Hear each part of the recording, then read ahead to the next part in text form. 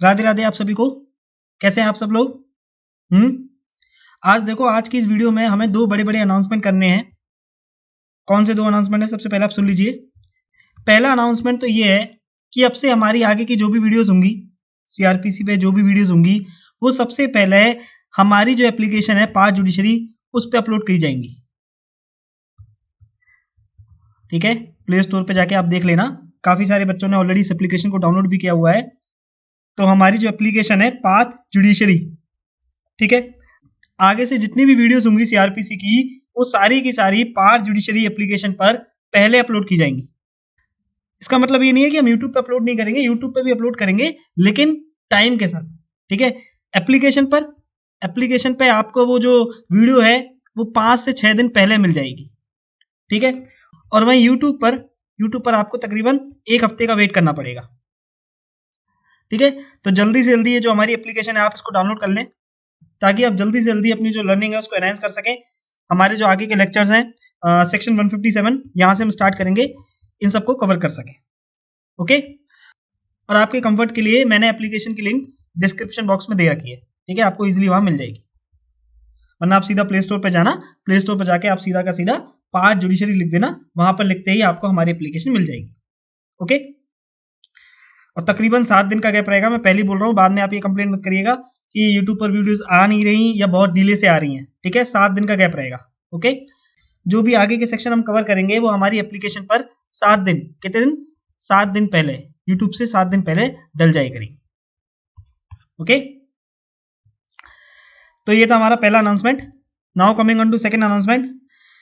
अब देखो, second announcement ये है कि सबसे पहले तो मैं आपको दिल से बहुत बहुत धन्यवाद देना चाहता हूं कि आप सभी लोगों ने हमारा जो कोर्स है, कौन सा, आर्ट ऑफ क्रॉस एग्जामिनेशन, जिसको अभी रिसेंटली हमने लॉन्च किया था 1 जून को, इसे आप लोग बहुत पसंद कर रहे हो। सीरियसली, अब मुझे ऐसा लग रहा है कि जो मैंने टाइम इस पर इन्वेस्ट किया था, ठीक है, जो 6 महीने मैंने दिन रात एक करके अलग अलग प्लेसेस विजिट करके, अलग अलग कोर्ट्स में जाकर, काफी सीनियर एक्सपीरियंस लॉयर के साथ मीटअप करके जो क्रॉस एग्जामिनेशन की सीरीज को बनाया था, वो वाकई में अब फ्रूटफुल रिजल्ट लेके आ रही है। ठीक है, आप बिलीव नहीं करोगे, हमारे पास जो कैंडिडेट हैं, जो हमारे स्टूडेंट्स हैं, वो ना केवल 20-25 साल के हैं, बल्कि 55, 52, 50 50 प्लस ईयर्स के जो प्रैक्टिसिंग एडवोकेट्स हैं, जो लॉयर्स हैं, जो कई सालों से लिटिगेशन में हैं, उन्होंने भी इस कोर्स को अवेल किया है।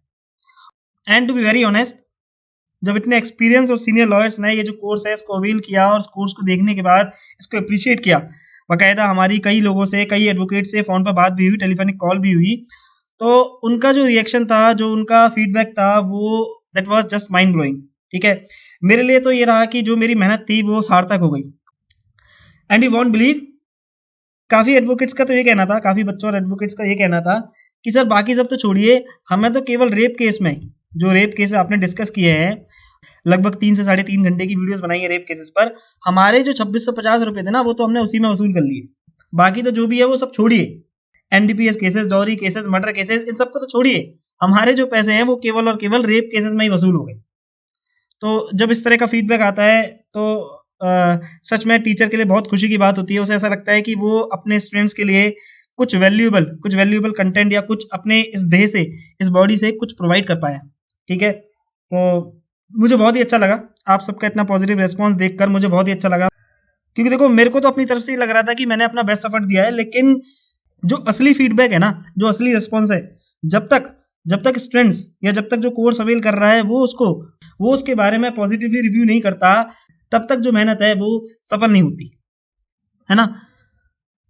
तो ना केवल गवर्नमेंट यूनिवर्सिटीज में पढ़ने वाले बच्चे, जैसे कि Delhi university, Punjab university, Allahabad university और अपने नालसर के काफी सारे कॉलेजेस हो गए वो, तो ना केवल इन यूनिवर्सिटीज के बच्चे, बल्कि दिल्ली जो प्रैक्टिस कर रहे हैं, ठीक है, दिल्ली, चंडीगढ़, इलाहाबाद, ठीक है, जो यहाँ कई सालों से प्रैक्टिस कर रहे हैं, 5-5, 6-6 सालों से लिटिगेशन में है, जब उन्होंने इस कोर्स को अवेल करने के बाद मुझे इस तरह के रिव्यू दिए, तो सच बता रहा हूँ, ऑनेस्टली स्पीकिंग, मेरा मन कर रहा था कि बस मैं खुशी से झूमूं, नाचूं, गाऊं और ना जाने क्या क्या कर दूं, क्योंकि इवेंचुअली अल्टीमेटली जितना भी टाइम हमने इस पर डिवोट किया, जितनी भी मेहनत करी, ठीक है, अलग अलग कोर्स जाना, अलग अलग प्लेसेस जाना, फिर लॉयर से टाइम लेना, उनसे केसेस को डिस्कस करना, पर्सनली मीटअप करना, तो मतलब जितनी भी हमारी मेहनत थी ना, वो सब सार्थक हो गई। तो इसके लिए बहुत बहुत धन्यवाद। अब वीडियो का थंबनेल देख के तो आपको पता ही लग गया होगा कि ये जो वीडियो है हमने क्यों बनाई है। ये वीडियो दरअसल हमने इसलिए बनाई है क्योंकि काफ़ी सारे बच्चे जो है वो ये रिक्वेस्ट कर रहे थे कि सर एक छोटा सा डेमो हमें अपने कोर्स का एक छोटा सा डेमो या कोई छोटी सी एक वीडियो हमें प्रोवाइड कर दीजिए जिससे हम समझ सके कि जो आपका कोर्स है वो किस तरीके का है। ठीक है, तो देखो बाकी सारी वीडियोस तो हमने एप्लीकेशन पे अपलोड कर रखी हैं, वो आपको कोर्स अवेल करने पे मिल जाएंगी। तो ये एक छोटी सी वीडियो है हमारी, और ये ऐसे समझिए जो हमारा पूरा का पूरा कोर्स है ना तो ये इसकी फिल्म है, ना ही इसका ट्रेलर है, और ना ही इसका टीजर है। आप इसको टीजर भी मत मानिए, मतलब ये जो फ्री कंटेंट हम अभी डिस्कस करेंगे ना, इसको आप फिल्म का ना तो ट्रेलर मानिए और ना ही टीजर मानिए। ठीक है, यानी आपको क्रॉस एग्जामिनेशन की सीरीज में इतना कुछ मिलेगा कि ये जो 2650 रुपए ना, ये फ्यूचर में आपको 26 लाख क्या बल्कि 2.65 करोड़ यहां तक कमा के देंगे। ठीक है, क्योंकि देखो कहीं भी जाओगे नॉलेज, ओनली नॉलेज, केवल नॉलेज ही बोलती है। अगर आपके पास नॉलेज है तो सब आपको रेस्पेक्ट करेंगे, आपको रिगार्ड देंगे, आपकी जो प्रेजेंस है उसको फील किया जाएगा। और अगर आपके पास नॉलेज नहीं है तो my friend, no one will be going to pay heed towards you. ठीक है, तो बहुत ही छोटी सी वीडियो होगी हमारी। ओके, और जिन लोगों ने अभी तक इस कोर्स को अवेल नहीं किया है, अब वो चाहे लिटिगेशन में है या लिटिगेशन में उतरने का मन बना रहे हैं या फिर वो जुडिशरी में है, ठीक है, वो चाहे किसी भी फील्ड में हो, चाहे किसी भी फील्ड को अपना करियर एम कर रहे हो, इस कोर्स को आप जरूर अवेल करिएगा। माइंड यू, अगर आपको वाकई में सोसाइटी के लिए एसेट बनना है, लाइबिलिटी नहीं बननी, और वास्तव में कुछ करना है, ठीक है, अगर नहीं करना है तो कोई बात ही नहीं है। ठीक है, जैसे अब तक चलता है वैसे ही चलता रहेगा, कोई बहुत बड़ा डिफरेंस नहीं आएगा।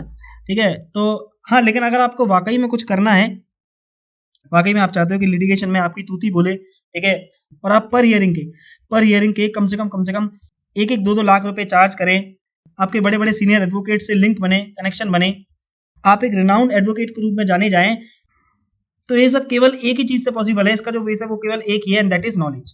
ठीक है, और ये जो कोर्स है, ये कोर्स आप ये समझो कि जो ऑडियंस, जो पब्लिक प्रैक्टिस में उतरती है और लगभग 2 से 3 साल इंटर्नशिप करने के बाद 1000 दिन का स्ट्रगल करने के बाद सीखती है। क्योंकि देखो क्रॉस एग्जामिनेशन ऐसा तो है नहीं कि हर कोई वकील डेली बेसिस पे कर रहा है, तो लगभग 2-3 सालों में वो जैसे तैसे अपने सीनियर से, अपने जूनियर से, समटाइम्स अपने एसोसिएट से पूछ के धीरे धीरे समझती है। वो सारा का सारा आपको केवल इन 50 प्लस लेक्चर्स में मिल जाएगा। और जितना आपने अपने कॉलेज से नहीं सीखा, मैं बिल्कुल सही बता रहा हूँ आपको, जितना आपने अपने कॉलेज से नहीं सीखा होगा, जितना आपने अभी तक जितनी भी इंटर्नशिप करी है उसमें नहीं सीखा, वो आप केवल इस कोर्स में सीख जाओगे। ठीक है, आप जानते हो, आपने देखे भी हमारे एविडेंस के लेक्चर्स, हमारे सीआरपीसी के लेक्चर्स, अच्छे कॉलेजेस में तो छोड़ ही दीजिए, प्राइवेट कॉलेज और गवर्नमेंट कॉलेज की तो बात ही नहीं कर रहा, मैं बड़े बड़े इंस्टीट्यूट की बात कर रहा हूँ, वहां भी इस तरह के आपको कॉम्प्रिहेंसिव और एग्जॉस्टिव लेक्चर्स नहीं मिलेंगे। ठीक है, हमारी वीडियो केवल जुडिशरी ओरिएंटेड बच्चे नहीं देखते, बल्कि जो प्रैक्टिसिंग लॉयर्स हैं वो भी देखते हैं। और यही चीज हमें बाकी से अलग बनाती है, क्योंकि देखो हम सारी की सारी जो चीजें हैं वो बहुत ही ब्यूटीफुली कवर करते हैं। ठीक है, we believe in providing quality and not quantity. Okay, तो अब तक जितना भी पैसा आपने अपने कॉलेज में फूका है, 2 लाख, 3 लाख, 5 लाख, जितना भी कॉलेज में आपने फूका है, ठीक है, कॉलेज का तो छोड़ ही दीजिए आप, अगर आप एक बर्थडे की ट्रीट भी करते हो ना, तो उसमें भी आपके 2 से 3 हज़ार रुपये लग जाते हैं। ठीक है, और ट्रीट को भी छोड़ दीजिए, आपके जो असाइनमेंट्स होते हैं, और असाइनमेंट के अलावा हर साल आपसे एनुअली 2 बार एग्जाम फीस के तौर पर, सेमेस्टर एग्जाम के नाम पर जो आपसे फीस वसूल की जाती है ना, वो भी इस कोर्स के प्राइस से बहुत ज़्यादा बैठेगी। और ये अमाउंट तो ऐसा है कि आपको हर साल में 2 बार तो पे करना ही करना, ये आप भी जानते हो, है ना। तो चॉइस इज योर्स, आप जानते ही हो, मैं कभी भी किसी को फोर्स नहीं करता। आपका अच्छा या बुरा आपसे बेहतर कोई डिसाइड नहीं कर सकता। ठीक है, बहुत सारे बच्चे, बहुत सारे एडवोकेट्स ऑलरेडी इस कोर्स को अवेल कर चुके हैं, और इस कोर्स को अवेल करने के बाद अपने प्रैक्टिस में स्किल को अप्लाई कर रहे हैं, और बाकी कॉम्पिटिटर्स को या बाकी एडवोकेट्स को बीट कर रहे हैं। ठीक है, तो आप भी उनमें से एक बनिए, और अपना फ्यूचर, अपनी जो बाकी की जिंदगी है, ठीक है, आधी जिंदगी तो आपने काट ली, ठीक है, मान के चलिए आप 23-24 साल के हो या 25 साल के हो, आधी जिंदगी तो आपने काट ली। अभी जो बाकी बची हुई जिंदगी है ना आपकी, जैसे मान के चलिए आज की लाइफ एक्सपेक्टेंसी को देखते हुए 50 साल मान के चलते हैं, ठीक है, 50 साल है। अभी जो बाकी जिंदगी है आपकी 25 साल जो और बच रही है, ये आपकी स्किल्स पर, आपकी नॉलेज पर, आपकी एक्सपीरियंस पर, आपकी कम्युनिकेशन स्किल्स पर, इन सब पर रिलाई करती है। और ये सारी की सारी चीज़ें या तो आप धक्के खाकर 3-4 साल डिवोट करने के बाद अपनी इंटर्नशिप में, अपनी प्रैक्टिस में 3-4 साल डिवोट करने के बाद सीख सकते हो, ठीक है? और उसमें भी ये सर्टेनिटी नहीं है कि जो आपके सीनियर्स हैं वो आपको एंटरटेन करेंगे ही या नहीं, क्योंकि जब तक आपके पास नॉलेज नहीं होगी तब तक they are not going to give importance to you. Okay, तो कहीं भी जाओगे केवल और केवल नॉलेज बोलती है। ओके, आप चाहे कितने भी मस्कुलर हो, कितने भी टॉल हो, वो आपका पहला इंप्रेशन है, लेकिन जो दूसरा परमानेंट इंप्रेशन है वो रहेगी आपकी केवल और केवल नॉलेज। आप क्या बोलते हो, आप कैसे बोलते हो, आप कितना बोलते हो, आप कितना जानते हो, ये सारी चीजें ही आपका फ्यूचर या लोगों का आपके ऊपर नजरिया ये डिसाइड करेगा, ठीक है? तो या तो आप स्मार्ट वर्क करिए, इस कोर्स को अवेल करिए और अपने इस लीगल करियर को एक उड़ान दीजिए, या फिर जैसा चल रहा है, जैसा चल रहा है, जैसा चलता है वैसे ही चलने दीजिए, ठीक है? और हाँ, कुछ बच्चों का ये मैसेज आ रहा था कि सर लैंग्वेज जो है वो किस तरह की होगी। तो लैंग्वेज वैसी होगी जैसे अब तक हम अपने एविडेंस और सीआरपीसी में कवर करते आए ना, हिंदी और इंग्लिश। जैसे अब तक आपने सीआरपीसी और एविडेंस को देखा है उसी लैंग्वेज में, बिल्कुल ठीक वैसे ही हमने इस कोर्स को बनाया है। ओके, कोर्स में 50 प्लस लेक्चर्स हैं और जो वैलिडिटी है वो 1 साल के लिए। और इसके अलावा भी अगर आपको कोई इन्फॉर्मेशन चाहिए तो आपको नीचे हमारा डिस्क्रिप्शन बॉक्स में व्हाट्सएप नंबर मिल जाएगा, आप उस पर कॉल या इंक्वायरी कर सकते हैं। तो चलिए ये जो सैंपल वीडियोस को देख लेते हैं, हम स्टार्ट करते हैं। अच्छा, अब आप बड़े ध्यान से सुनना।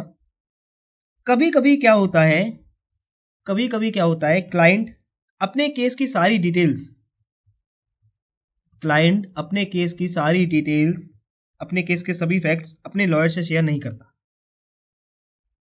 कई दफे क्लाइंट अपने वकील को कुछ सेंसिटिव मुद्दे डिस्क्लोज नहीं करता, जैसे मूवमेंट रिलेटेड ऑफेंसेस चीज को समझने की कोशिश करते हैं, kidnapping, rape, abduction, unnatural sex, gang rape etcetera. जैसे कि मेरा उसके साथ पास में कोई रिलेशन था, या हमारे बीच में सेक्सुअल इंटरकोर्स हुआ था, या एक्स्ट्रा मैरिटल अफेयर से जो बच्चा कंसीव किया था उसका अबॉर्शन करा दिया था, ये मेरी उसके हस्बैंड से नॉकझोंक हुई थी। क्यों? क्योंकि क्लाइंट को ऐसा लगता है कि ये सब उसकी पर्सनल लाइफ के मैटर्स है और वो अपने पर्सनल लाइफ के मैटर्स को किसी थर्ड पार्टी के आगे नहीं रखना चाहता। वो नहीं चाहता उसकी लाइफ के कुछ ऐसे हिस्से, कुछ ऐसे सीक्रेट्स जो किसी को भी नहीं पता, वो उसको पता लगे। देखो अभी सीधी सी बात है, आप अपनी पर्सनल लाइफ में कुछ भी करते हो, XYZ कुछ भी करते हो, कुछ भी का मतलब कुछ भी, आप नहीं चाहोगे कि वो बात किसी थर्ड पर्सन को, किसी थर्ड पार्टी को पता लगे, है ना?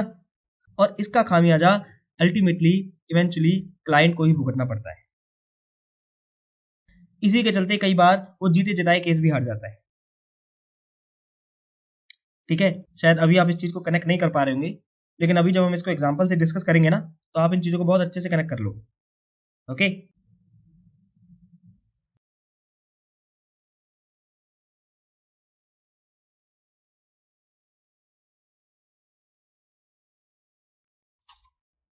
चलिए एक काम करते हैं, हम इसको एक केस के थ्रू समझते हैं, ठीक है? एक्चुअली सीरीज के सिलसिले में मैं काफी टाइम से कभी पंजाब, कभी हरियाणा, कभी यूपी, जगह जगह जगह जगह कोर्ट्स में विजिट कर रहा था, ठीक है? जगह जगह लॉयर से मिल रहा था, उनकी क्रॉस एग्जामिनेशन का जो एक्सपीरियंस है वो उनसे ले रहा था, और इस क्रॉस एग्जामिनेशन की सीरीज को बेहतरीन बनाने की जदोजहद में लगा हुआ था। तो एक दिन मैं इलाहाबाद गया हुआ था, इलाहाबाद और प्रयागराज कह लो आप। एक दिन मैं इलाहाबाद हाईकोर्ट गया था, वहां एक वकील से मैंने एक महीने पहले ही उनसे अपॉइंटमेंट ले ली थी। इलाहाबाद हाई कोर्ट में क्रिमिनल लॉ में उनकी काफी अच्छी प्रैक्टिस है। तो उन्होंने मेरे साथ अपने जीवन का एक बहुत ही बेहतरीन केस डिस्कस किया। हालांकि केस का नाम तो उन्होंने नहीं बताया, मेरे 2 बार इंसिस्ट करने पर भी उन्होंने केस का नाम मुझे नहीं बताया। अब रहा होगा कोई ना कोई उनका रीजन,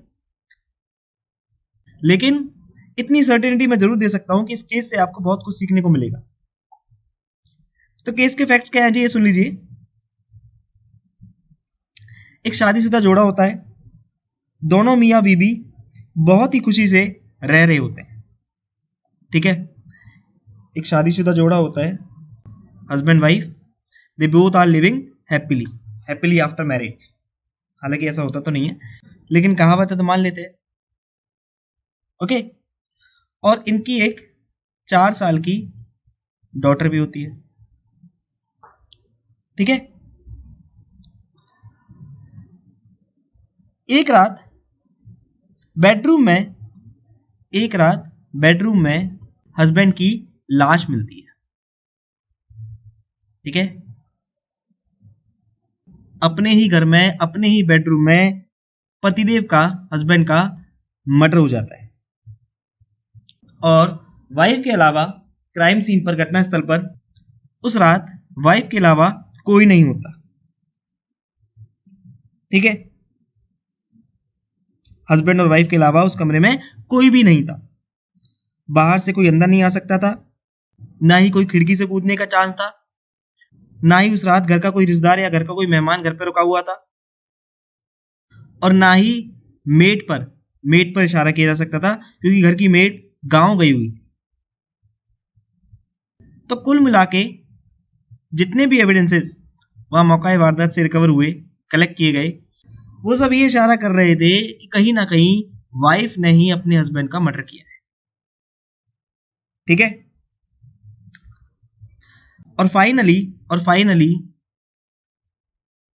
पुलिस ऑफिसर या पीपी कह लीजिए, पुलिस ऑफिसर कह लीजिए, ये वाइफ के अगेंस्ट हस्बैंड के मर्डर का एलिगेशन या एक्यूजेशन फ्रेम कर देते हैं।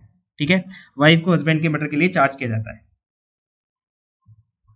अब उन्होंने मुझे बताया कि हमने कई दफा वाइफ से, यानी अपने क्लाइंट से और एक्यूज से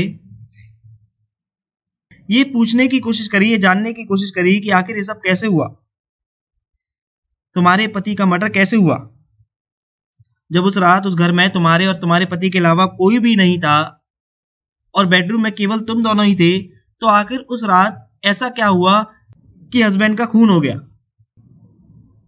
लेकिन बार बार पूछने पर भी, बार बार इंसिस्ट करने पर भी क्लाइंट ने और एक्यूज ने और वाइफ ने अपने मुंह से एक शब्द भी नहीं कहा। उन्होंने अपने मुंह से एक शब्द भी नहीं बोला।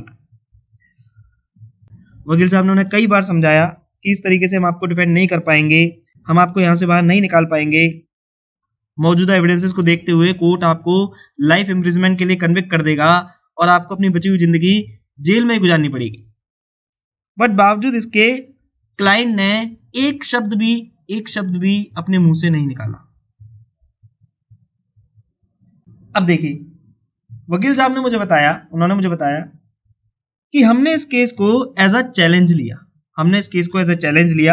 और खुद से इस केस को सॉल्व करने की कोशिश करी। क्योंकि देखो, कहीं ना कहीं क्रिमिनल केस था और वाइफ ने अपने हस्बैंड का मर्डर किया था, तो कहीं ना कहीं ये एक हाई प्रोफाइल मर्डर केस तो था ही, है ना। तो वकील साहब ने खुद से इस केस को, इस पहेली को, इस गुत्थी को सुलझाने की ठानी। ठीक है, अब उनके अंदर का आप झील देखिएगा, उनका पेशेंस देखिएगा।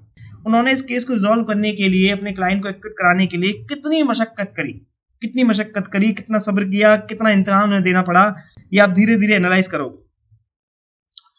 तो देखो, उन्होंने बताया कि हमने इसके बाद खुद से ही ये पता लगाने की कोशिश करी कि आखिर क्यों वाइफ ने अपने हस्बैंड का मर्डर किया है। अब उन्होंने एक एक करके केस के सभी एंगल्स को एनालाइज किया। जैसे सबसे पहले उन्होंने ये देखा कि जो उनकी फैमिली थी, ये जो फैमिली थी बहुत रिच थी। ठीक है, जो हस्बैंड थे, जो डिसीज थे, उनका खुद का एक मैन्युफैक्चरिंग प्लांट था। नौकर चाकर, गाड़ी घोड़ा, प्रॉपर्टी, एसेट, सब कुछ था इनके पास। तो पैसों की तंगी के चलते या पैसों की कमी के चलते मर्डर का हो जाना, ये जो थ्योरी है, ये इनकी गलत साबित हुई। Next, moving on. फिर उन्होंने बताया कि हमने देखा कि क्या ऑफस्प्रिंग को लेकर, क्या बच्चों को लेकर वो परेशान थे। कहीं ऐसा तो नहीं हस्बैंड बार बार अपनी वाइफ को लड़का ना होने के ताने देते हों, उन्हें टॉर्चर करते हों, और इसीलिए एक दिन गुस्से में आकर उन्होंने अपने ही पति का मर्डर कर दिया हो। लेकिन 4 साल की बेटी से क्वेश्चनिंग करने के बाद, घर के मेड, घर के नौकर, घर के सर्वेंट, घर का ड्राइवर, घर का गार्ड, इन सब से क्वेश्चनिंग करने के बाद ये पता लगा कि जो हस्बैंड थे, जो डिसीज थे, वो अपनी बेटी से बहुत प्यार करते थे और वो अपनी बेटी को ही बेटे की तरह पाल रहे थे। तो इस थ्योरी से भी उन्हें निराश होना पड़ा। Moving on. फिर उन्होंने बताया कि हमने देखा कि क्या हस्बैंड अपनी वाइफ को असॉल्ट करते थे। कहीं ऐसा तो नहीं वो अपनी वाइफ को मारते पीटते थे, वो दारू पीकर अपनी वाइफ को बुरी तरह टॉर्चर करते थे, उनको फिजिकली असॉल्ट करते थे, छोटी छोटी बातों पर उनसे लड़ते थे, उनसे झगड़ते थे, और इसीलिए इन सबसे तंग आकर एक दिन वाइफ ने अपने हस्बैंड का मर्डर कर दिया।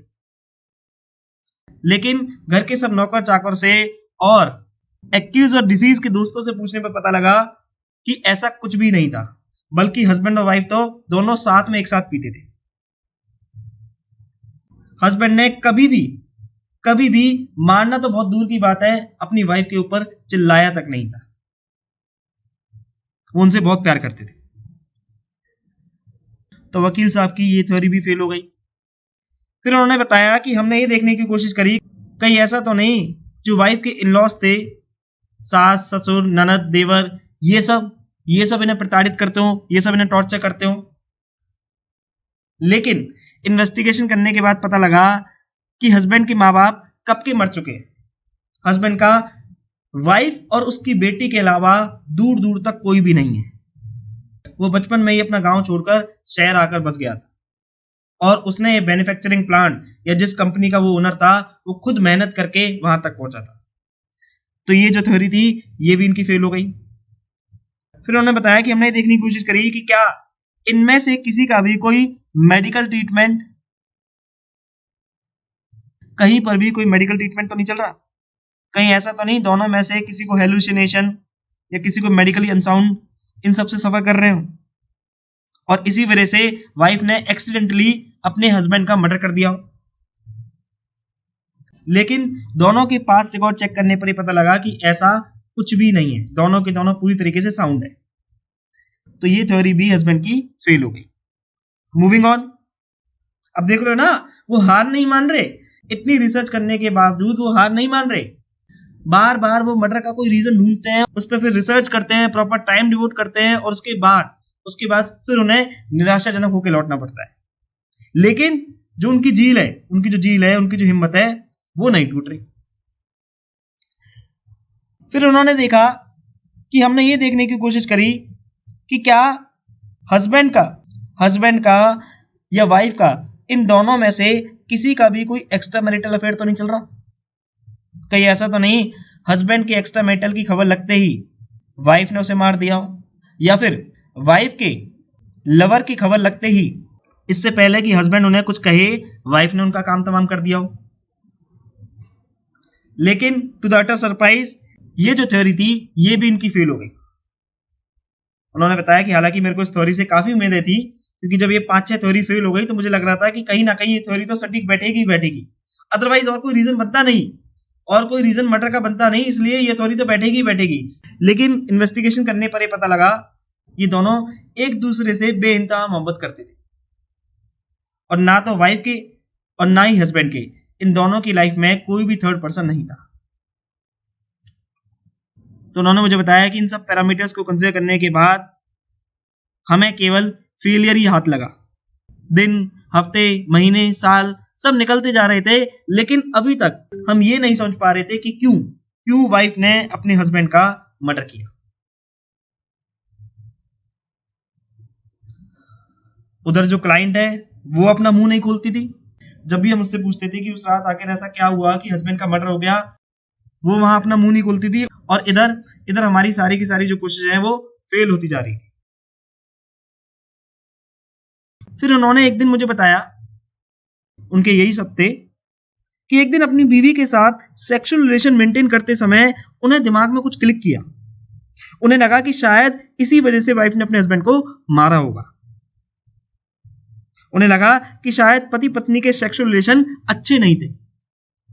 हो सकता है कि हस्बैंड अपनी वाइफ को फिजिकली सेटिस्फाई नहीं कर पा रहा हो, और इसलिए एक रात उन्होंने गुस्से में अपने पति को मार दिया।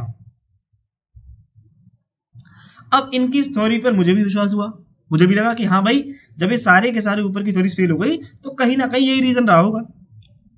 बेडरूम में मर्डर होना, रात के टाइम मर्डर होना, घर पे किसी भी सदस्य का ना होना, घर के ही अंदर बेडरूम में मर्डर होना, उस बेडरूम तो छोड़िए, उस पूरे घर में हस्बैंड और वाइफ के अलावा किसी का भी ना होना, यही इशारा करता है कि हो सकता है कि सेक्सुअल इंटरकोर्स के दौरान वाइफ जो है वो पूरी तरीके से कई सालों से सेटिस्फाई नहीं हो पा रही है, और एक रात उसने गुस्से में आकर अपने हस्बैंड का मर्डर कर दिया। बात में दम भी था,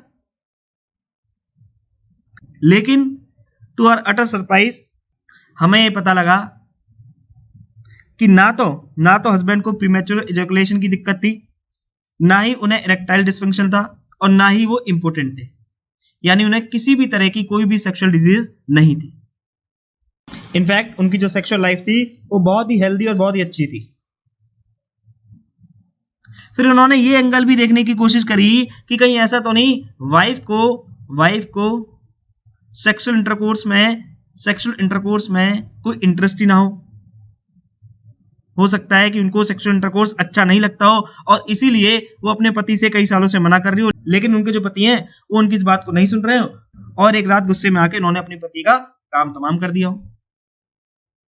पर वाइफ को इंटेरोगेट करने पर हमें पता लगा कि ऐसा बिल्कुल भी नहीं है। वाइफ जो है वो सेक्सुअल रिलेशन को लेकर पूरी तरीके से नॉर्मल है। अब जो वकील साहब थे वो पूरी तरीके से टूट चुके थे, वो पूरी तरीके से निराश हो चुके। जितना हो सकता था, जहां तक हो सकता था, उन्होंने सारी थ्योरीज अप्लाई करके देख ली, लेकिन सभी की सभी फेल हो गई।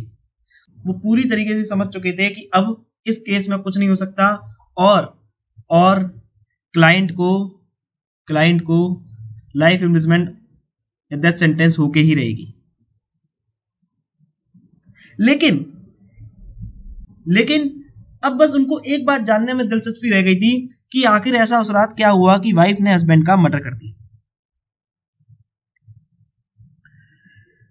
और इसी झील के चक्कर में, अपनी इसी जिज्ञासा के चक्कर में उन्होंने बताया कि वो हर मैरिड लेडी से ये पूछते थे, वो हर शादीशुदा औरत से ये चीज पूछते थे कि आप मुझे कोई एक कारण बता दीजिए जिसके कारण आप अपने पति का मर्डर तक कर सकती है। लिटरली वो अपने केस को सॉल्व करने के लिए और जिज्ञासा को क्लियर करने के लिए इस एक्सटेंट तक चले गए थे। देख रहे हो ना? तो भैया कभी कभी आपको इसी तरीके से मेहनत करनी पड़ती है, ठीक है? अगर आपको एक नामी रिनाउंड लॉयर बनना है तो उसके लिए आपको मेहनत भी करनी पड़ेगी, पहले उसके लिए आपको तपना भी पड़ेगा, जलना भी पड़ेगा। यूं ही हाथ पे हाथ रखे हुए कोई भी बड़ा लॉयर नहीं बनता, समझ रहे हो ना? तो उन्होंने बताया कि देखो कि इस दौरान हुआ क्या, सभी लेडीज जो उनसे परिचित थी या जो उनसे परिचित नहीं भी थी वो सभी उनको भला बुरा कहती। कुछ उन्हें पागल कहती, कुछ कहती कि अपना इलाज करा क्या, कुछ कहती कि तेरी हिम्मत कैसे हो गई, मैं तेरे अगेंस्ट कंप्लेन कर दूंगी। लेकिन कुछ औरतें उनको इसका आंसर भी करती थी। तो आप देख रहे हो ना किस लेवल का टॉर्चर उन्होंने सहा होगा और कितना पेशेंस उनमें रहा होगा। तो धीरे धीरे करके उनके पास कई आंसर निकल के आए। किसी लेडी ने बताया कि मेरा पति दारू पी के मुझे मारता है, तो इस कारण से मैं उसका मर्डर कर सकती हूँ। किसी ने कहा कि मेरा पति कमाता ही नहीं है, सारा घर का खर्चा मुझे ही चलाना पड़ता है, मुझे घरों में नौकरी करनी पड़ती है, तो इस कारण से मैं अपने पति का मर्डर कर सकती हूँ। किसी ने कहा कि मेरा पति सारे टाइम मुझसे सेक्स की डिमांड करता है, मैं पूरी तरीके से फ्रस्ट्रेट हो चुकी हूँ और इसलिए इस कारण से मैं अपने पति को मारना चाहती हूँ। किसी ने कहा कि जो मेरा मर्द है वो मुझे सिर्फ बच्चा पैदा करने की मशीन समझता है और इसीलिए मैं अपने पति को मार देना चाहती हूँ। किसी ने कहा कि मेरा पति का किसी के साथ एक्स्ट्रा मैरिटल अफेयर चल रहा है और इसीलिए मैं अपने पति को मौत की घाट उतारना चाहती हूँ। उनके पास ऐसे सैकड़ों जवाब आए, लेकिन उन्हीं उत्तरों में से कोई एक जवाब ऐसा था जो उनको बड़ा अलग लगा। एक लेडी ने उन्हें बताया कि मेरे पति मेरे साथ एनल सेक्स करते हैं जिसमें मुझे बहुत दर्द होता है, मैं रोती हूं, चिल्लाती हूं, उसके आगे भीख तक मांगती हूं, लेकिन वो मेरी एक नहीं सुनते। वो बाकायदा जानवरों की तरह मेरे साथ जबरदस्ती एनल सेक्स करते हैं, मेरे साथ जबरदस्ती गुदा सेक्स करते हैं और इसीलिए मैं अपने पति को मार देना चाहती हूं। तो वकील साहब ने मुझे बताया कि इस उत्तर पर मेरी नजर और भी पैनी इसलिए हुई क्योंकि जब इस औरत ने ये सारे के सारे फैक्ट्स मेरे आगे डाइवल्ज करे तो ये वकायदा रो रही थी। ये अपने फैक्ट्स को सुनाते हुए वकायदा रो रही थी, परेशान थी और इसका जो दर्द था वो साफ साफ चेहरे पे दिखाई दे रहा था। तो कहीं ना कहीं मुझे इसकी कहानी में, इसके दुख दर्द में एक सच्चाई दिखी। और जब इस एंगल को वकील साहब ने अपने केस में रखा और किसी फीमेल काउंसलर को एक्यूज से उनके एनल सेक्स पर थॉट जानने को कहा, तो वो सदमे में आ गए। एक्यूज ने एनल सेक्स से परेशान होकर ही अपने हस्बैंड का मर्डर किया था। फिर बाद में उन्होंने केस को आर्ग्यू किया, अपना डिफेंस रखा और एक्यूज को मर्डर की बजाय रेप विक्टिम के तौर पर कोर्ट में प्रेजेंट किया। कई सालों के ट्रायल के बाद फाइनली जो एक्यूज होती है, जो बाद में प्रोसिक्यूटर्स बना दी जाती है, वो कोर्ट में एडमिट करती है कि मेरे पति मेरे साथ रोज जबरदस्ती एनल सेक्स करते थे, वो मेरा रेप करते थे। मैं पिछले 2 सालों से इस सब से मेंटली और फिजिकली सफर कर रही थी और इसलिए उस रात अपने आप को डिफेंड करने के चक्कर में, उस पीड़ा, उस दर्द से बचने के चक्कर में मैंने अपने पति के ऊपर सिल्वर की वो भारी बोतल उनके सिर पर देके मारी और अल्टीमेटली कोर्ट उन्हें एक्विट कर देती। तो देखा आपने कि एक मर्डर के सैकड़ों नहीं बल्कि हजारों कारण हो सकते हैं। हर एक मर्डर के अपने अपने अलग अलग पहलू हो सकते हैं। बस आपको उन हजार में से कोई एक आपके फैक्ट से, आपके केस के अकॉर्डिंग फिट करके देखना है। तो वकील साहब ने मुझे बताया कि इस केस को पूरी तरीके से जीतने के बाद मैंने उस लेडी से सिर्फ एक क्वेश्चन पूछा कि आखिर क्यों मैडम, आखिर क्यों आपने ये सारी कहानी मुझे पहले नहीं बताई? क्यों आपने इस भयानक सच को इतने सालों तक दबा के रखा? क्यों आपने पिछले 4 साल जेल में काटे? मैंने आपसे कई दफा पूछने की कोशिश करी, आपसे पूछने के लिए फीमेल लेडी काउंसलर को भी भेजा, फीमेल साइकियाट्रिस्ट को भी भेजा, लेकिन आपने किसी के भी आगे एक लफ्ज नहीं कहा। क्यों मैडम, आखिर ऐसा आपने क्यों किया? तो वकील साहब ने मुझे बताया, उस लेडी ने उन्हें एक ही आंसर दिया कि वकील साहब, कुछ चीजों में पर्दा या हया होना जरूरी है।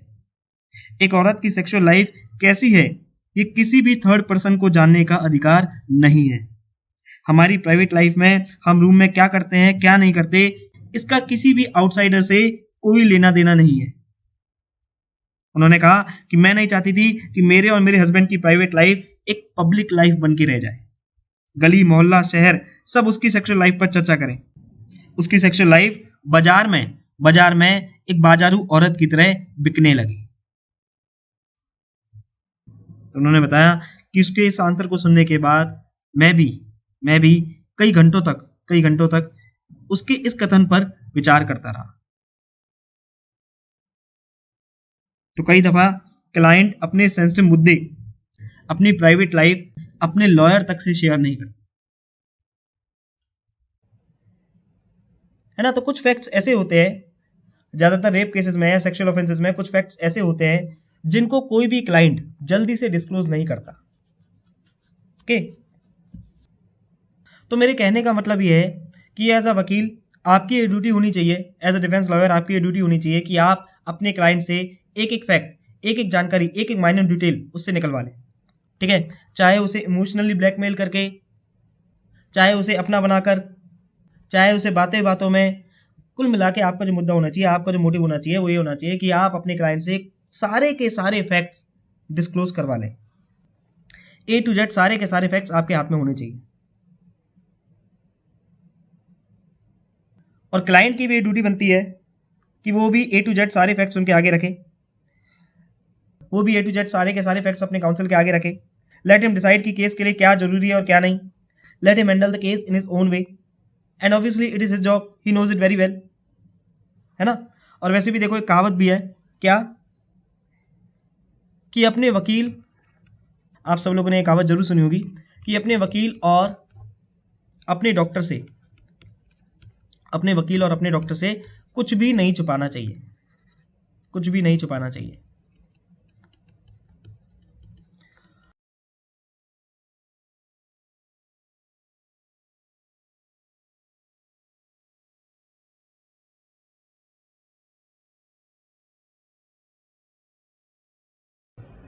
और देखो इसी के साथ मैं यहाँ पर एक चीज और ऐड ऑन कर दूं कि ये जो कोर्स है ये सभी के लिए है। ये कोर्स सभी के लिए डिजाइन किया है हु आर परस्यूइंग लॉ। चाहे आप कॉलेज स्टूडेंट हो, चाहे आप जुडिशरी एस्पिरेंट हो, चाहे आप लिटिगेशन की फील्ड में हो, चाहे आप प्रैक्टिसिंग लॉयर हो, चाहे आप इंटर्नशिप कर रहे हो, चाहे आप लॉ की फील्ड से रिलेटेड कुछ भी कर रहे हो, ये कोर्स आप सभी के लिए डिजाइन किया गया है। तो मैं उम्मीद करता हूं कि आपको इस सैंपल से बहुत कुछ सीखने को मिला होगा। ठीक है, इसको आप हमारे कोर्स का कोई टेलर मत मानिएगा। ये टेलर भी नहीं है, टेलर तो छोड़ो, ये टीजर भी नहीं है, ये जस्ट एक पोस्टर है। ठीक है, तो आप समझ लीजिए कि जो कोर्स है, तो आप समझ सकते हैं कि जो कोर्स है, जो फाइनल कोर्स है, उसमें आपको कितना कुछ मिलेगा। ठीक है, तो चॉइस इज योर्स। सब आप ही के ऊपर है, आप ही को डिसाइड करना है कि आपका जो फ्यूचर है वो आपको उसमें उड़ान भरनी है या फिर जैसे चलता आ रहा है वैसे ही चलने देना। लाइफ में कुछ तरक्की करनी है, कुछ प्रोग्रेस करना है, अपना कुछ नाम कमाना है, खुद को एस्टेब्लिश करना है, बड़े बड़े लिंक नेटवर्क बनाने हैं, या फिर अपनी बाकी बची हुई जिंदगी बस यूं ही गुजार देनी है।